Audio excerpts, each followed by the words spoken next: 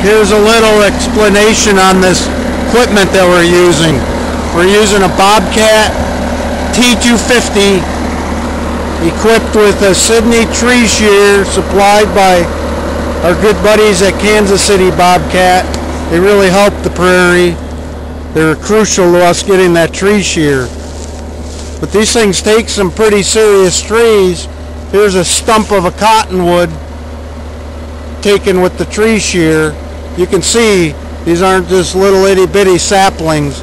These are some pretty serious trees. They're laying inside a seasonal wetland, very, very important to breeding waterfowl. While touring this U.S. Fish and Wildlife Service property with the federal people, we flushed 2 horned owls hunting your ducks during breeding season. Support Save the Hens. We do some really great work.